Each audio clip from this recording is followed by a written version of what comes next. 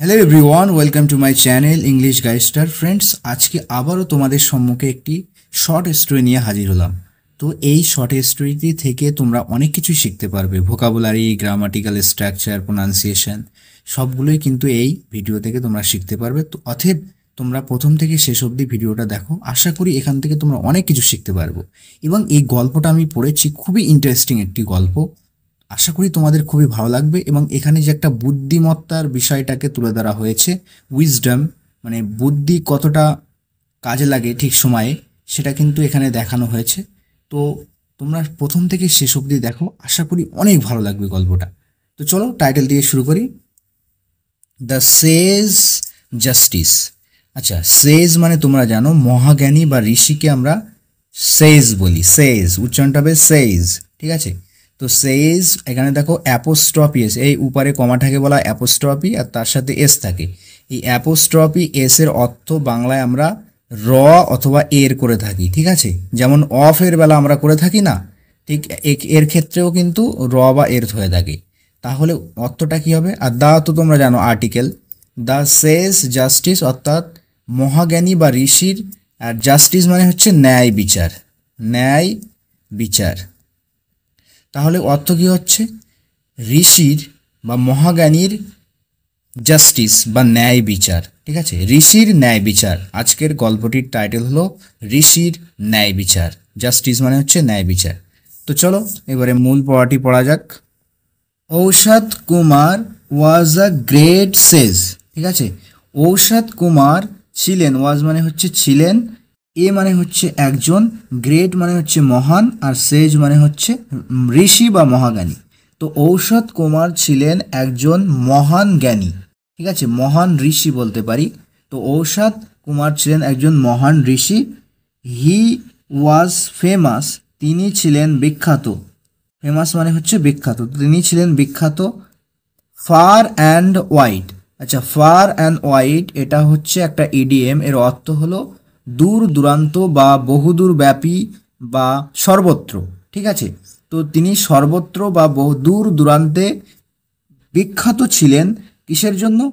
For his knowledge, তার জ্ঞানের জন্য, অ্যান্ড এবং উইটস, উইটস মানে হচ্ছে বুদ্ধি, তার জ্ঞানের জন্য এবং তার বুদ্ধির জন্য, ঠিক আছে? নলেজ মানে হচ্ছে জ্ঞান, এখানে কেটা সাইলেন্ট থাকবে আর এখানে ডিটা সাইলেন্ট থাকবে। K N O W L E D G, knowledge, ঠিক আছে? কে এখানে সাইলেন্ট থাকবে আর ডিটা সাইলেন্ট থাকবে, মানে অনুচ্চারিত থাকবে। তো ফর ইজ নলেজ, তার নলেজের জন্য, তার জ্ঞানের জন্য, অ্যান্ড উইটস এবং বুদ্ধির জন্য, ঠিক আছে? তো তিনি বিখ্যাত ছিলেন সর্বত্র বা দূর দূরান্তে তার জ্ঞানের জন্য এবং তার বুদ্ধির জন্য। ওয়ান ডে, একদিন। টু উইমেন, দুজন মহিলা, ঠিক আছে? এখানে উইমেন উচ্চারণ হবে এটা। ওম্যান মানে হচ্ছে একজন মহিলা, আর একের অধিক মহিলা হলে উইমেন ব্যবহার করি, প্লুরাল ইউজ করা হয়েছে এখানে। তো টু উইমেন, দুজন মহিলা। কেম টু হিম, কাম এর সেকেন্ড ফর্ম কেম, মানে এসেছিল, যেহেতু এটা সিম্পল পাস্টে লেখা হয়েছে, ঠিক আছে? সাবজেক্ট, এটা হচ্ছে সাবজেক্ট, আর এটা হচ্ছে ভার্বের সেকেন্ড ফর্ম, অর্থাৎ আমরা বুঝতে পারছি এটা হচ্ছে সিম্পল পাস্ট বা পাস্ট ইনডিফিনাইট টেন্স, ঠিক আছে? তো দুজন মহিলা এসেছিল টু হিম, তার কাছে। এখানে টু অর্থ কাছে অর্থ এসছে, তার কাছে এসেছিল দুজন মহিলা। কি নিয়ে? উইথ আ চাইল্ড, একটা শিশু নিয়ে এসেছিল। এখানে উইথ অর্থ নিয়ে, চাইল্ড মানে তোমরা জানো শিশু, তো একটা শিশু নিয়ে এসেছিল, ঠিক আছে? তো একদিন দুজন মহিলা এসেছিল তার কাছে একটা শিশু নিয়ে। ওয়ান অফ দেম, তাদের মধ্যে একজন। আচ্ছা, এটা দেখো ওয়ান অফের ব্যবহার তোমরা জানো যে ওয়ান অফ আসবে এবং তারপরে যে নাউন যদি আসে তাহলে সেটা প্লুরাল হবে, এবং প্রোনাউন আসলেও সেক্ষেত্রেও প্লুরাল ব্যবহার করতে হবে, ঠিক আছে? যদি বলতাম মানে পাখিদের মধ্যে একজন পাখি বা একটা পাখি, তাহলে কি হতো বলো তো? ওয়ান অফ দ্য বার্ডস হতো, মানে পাখিদের মধ্যে একজন, ঠিক আছে? প্রোনাউন এখানে যেহেতু ইউজ করা হয়েছে, তাহলে ওয়ান অফ দেম মানে তাদের মধ্যে একজন। এখানে এরকম দিলে হতো না, ওয়ান অফ হিম এরকম দিলে কখনোই হতো না। তার মানে যদি তুমি মানে প্রোনাউনও ইউজ করো, সেক্ষেত্রেও কিন্তু তোমাকে প্লুরাল ফর্ম ইউজ করতে হবে। ওয়ান অফ দেম, তাদের মধ্যে একজন। সেড, বলল, ঠিক আছে? এটা ভি2 ইউজ করা হয়েছে, সেকেন্ড ফর্ম। ফার্স্ট ফর্ম হচ্ছে সে মানে বলা, আর সেড মানে হচ্ছে বলেছিল, ঠিক আছে? তো ওয়ান অফ দেম, তাদের মধ্যে একজন বলেছিল, স্যার স্যার মানে হচ্ছে বাংলায় আমরা বলি মহাশয়। মহাশয়, দিস চাইল্ড, এই শিশুটি, ইজ হলো মাই সন, আমার পুত্র। এই শিশুটি হলো আমার পুত্র বা এই শিশুটি আমার পুত্র, ঠিক আছে। ইমিডিয়েটলি, তৎক্ষণাৎ বা শীঘ্রই। ইমিডিয়েটলি মানে হচ্ছে তৎক্ষণাৎ বা শীঘ্রই। দ্য সেকেন্ড ওম্যান মানে দ্বিতীয় যে মহিলাটা ছিল সে বলল, কি বলল?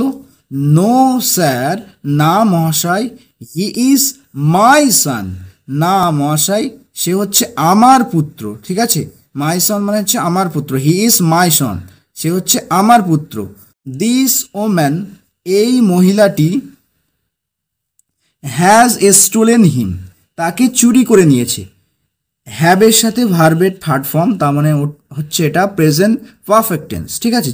মানে বর্তমান কালে কোনো কিছু করেছে অর্থ দিলে এরকম আমরা করে থাকি। তো এই মহিলাটি, দিস ওমান, এই মহিলাটি, হ্যাজ স্টোলেন, চুরি করেছে, হ্যাজ স্টোলেন হিম, তাকে চুরি করেছে, অর্থাৎ সে শিশুটিকে এই মহিলাটা চুরি করেছে।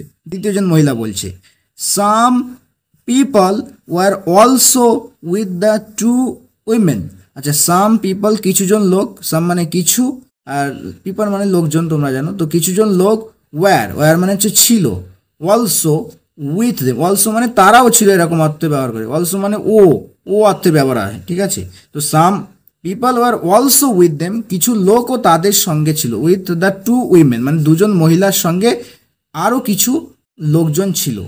ওয়ান অফ দেম, তাদের মধ্যে একজন, ফের এসছে ওয়ান অফ দেম, এখানে প্লুরাল ইউজ হয়েছে। তো ওয়ান অফ দেম, তাদের মধ্যে একজন, সেড বলল, স্যার মহাশয়, each of this women, each মানে প্রত্যেকে, ঠিক আছে। ইচ অফ দিস উইমেন অর্থাৎ এই মহিলাদ্বয়ের প্রত্যেকে, ঠিক আছে। ইজ ক্লেমিং, ক্লেম করছে, দাবি করছে। এই ইজটা এসছে উম্যানকে দেখে নয় কিন্তু, ঠিক আছে। ইজটা এসছে ইচকে দেখে, ওই জন্য সিঙ্গুলার ভার্ব ইউজ হয়েছে, ঠিক আছে। তো ইচ অফ দিস উইমেন, এই মহিলাদের প্রত্যেকে, ইজ ক্লেমিং, দাবি করছে, দিস চাইল্ড, এই শিশুটিকে দাবি করছে কি হিসাবে? টু বি হার্স, তার হিসাবে। এখানে হার্সটা হচ্ছে পজেসিভ প্রোনাউন, ঠিক আছে, মানে তার নিজের হিসাবে দাবি করছে, ঠিক আছে। দে ইভেন স্টার্টেড, তারা এমনকি শুরু করে দিল। স্টার্টেড, এটা V2 ইউজ করা হয়েছে, স্টার্টেড, ঠিক আছে, মানে হচ্ছে simple past.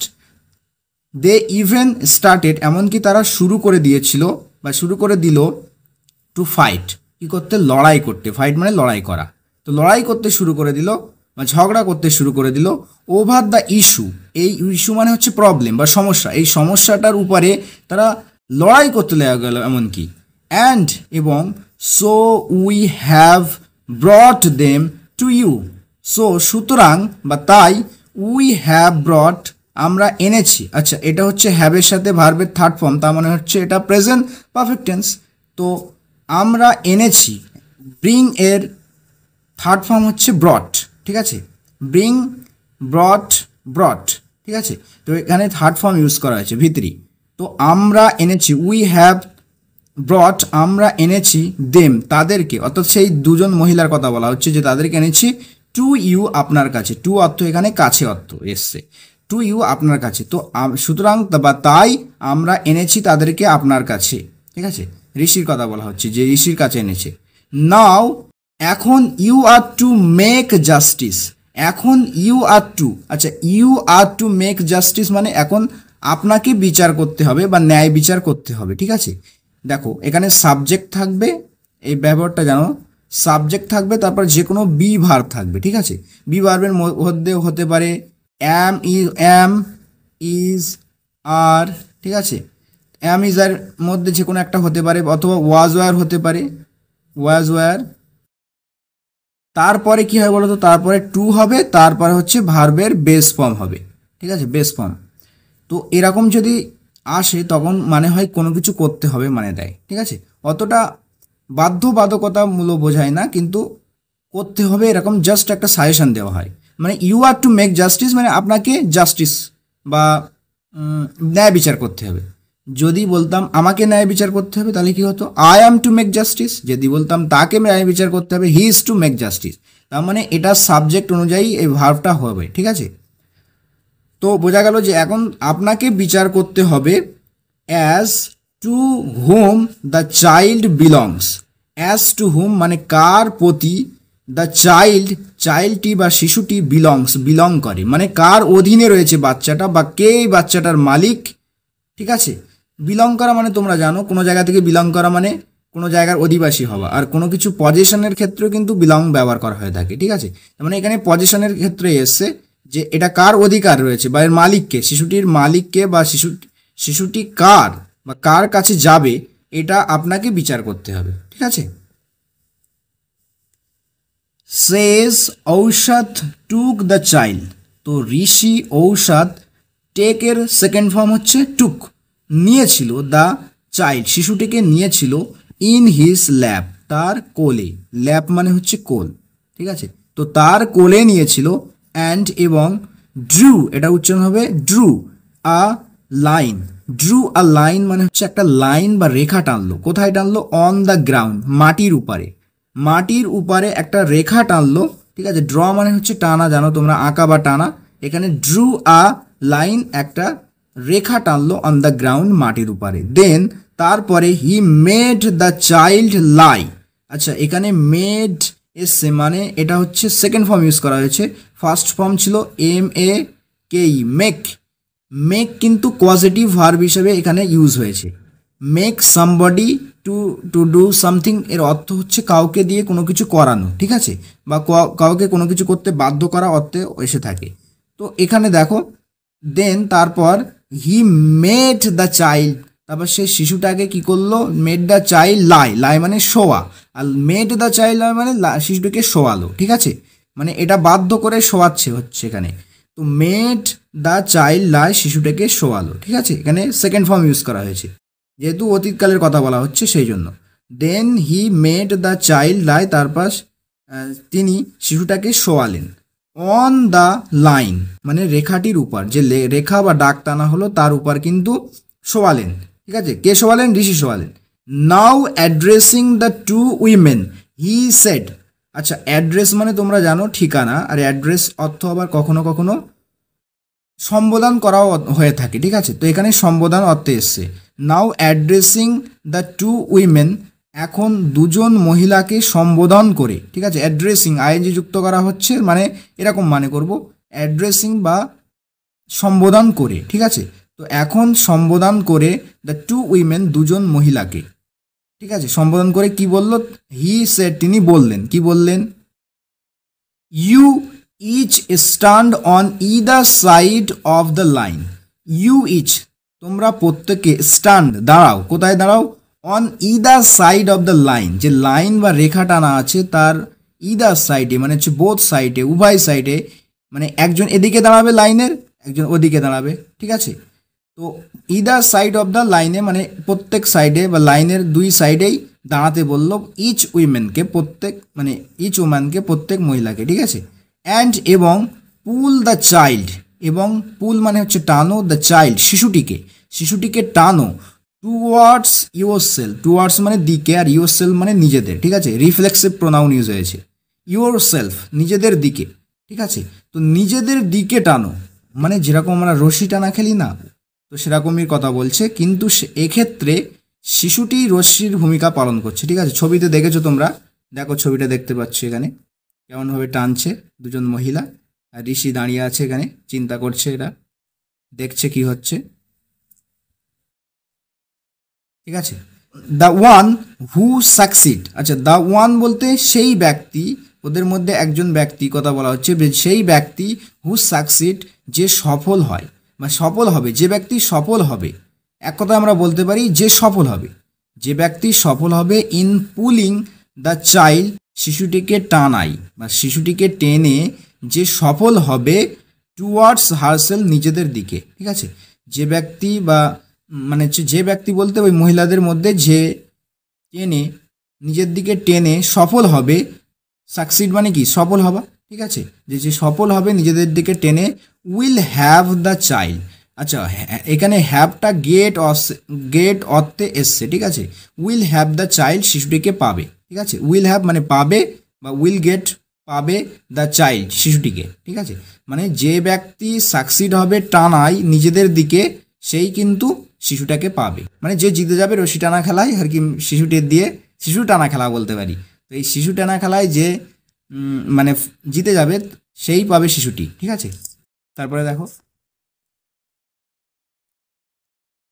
The woman did as told by the সেজ।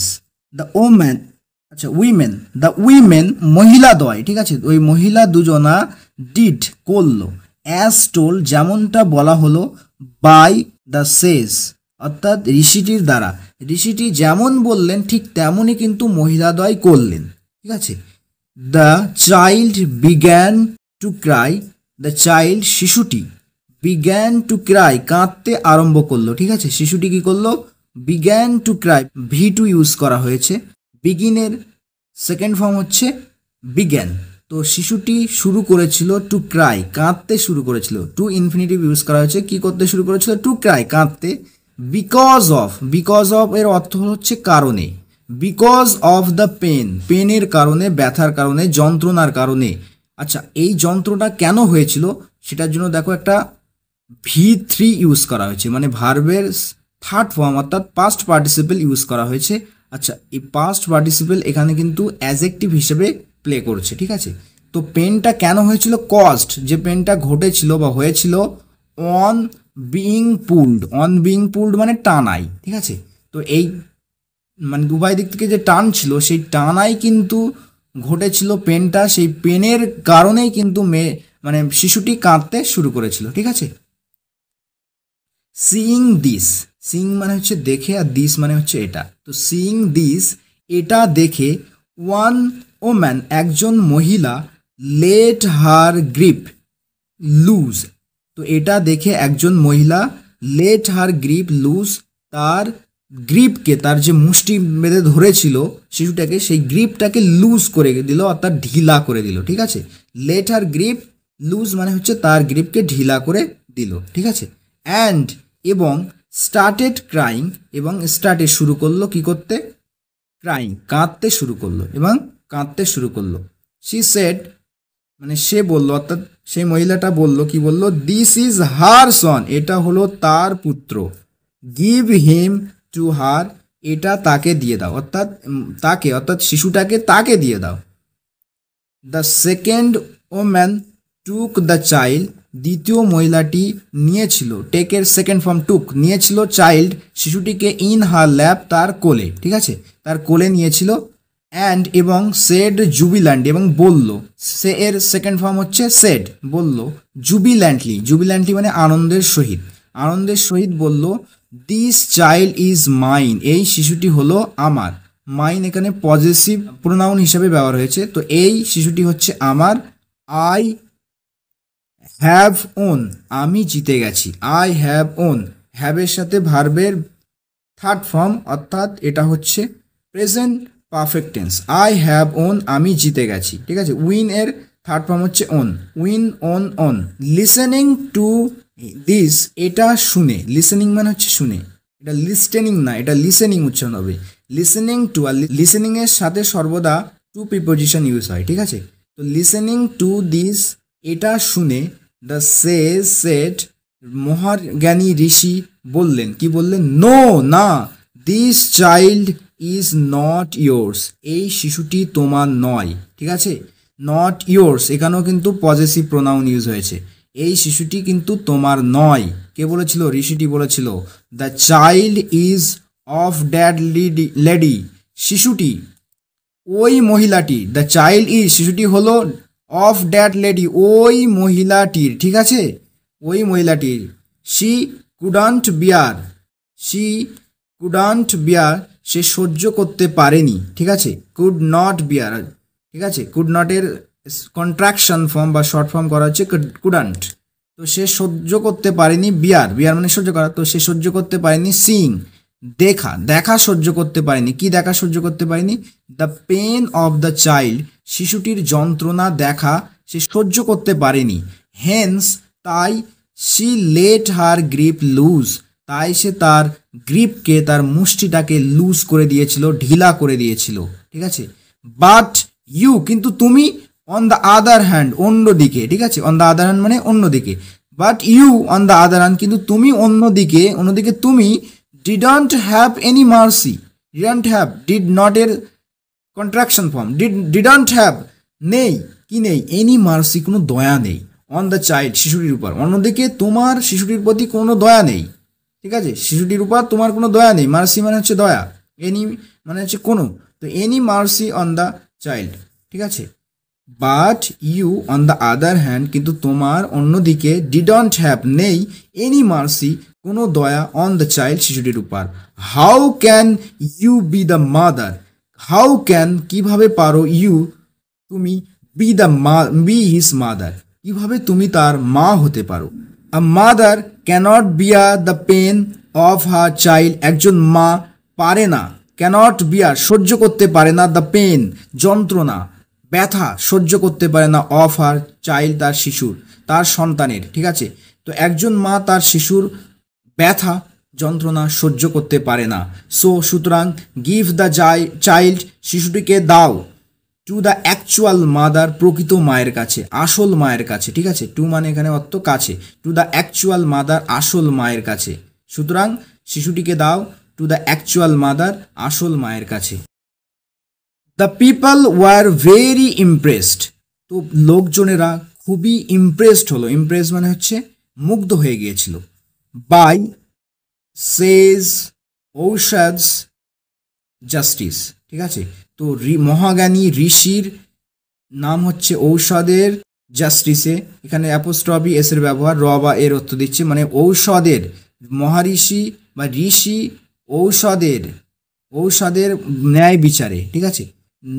ঋষি ঔষধের ন্যায় বিচারের দ্বারা সকলে কিন্তু, সব পিপলরা কিন্তু কি হয়েছিল, খুবই ইমপ্রেসড হয়ে গিয়েছিল, মুগ্ধ হয়ে গিয়েছিল।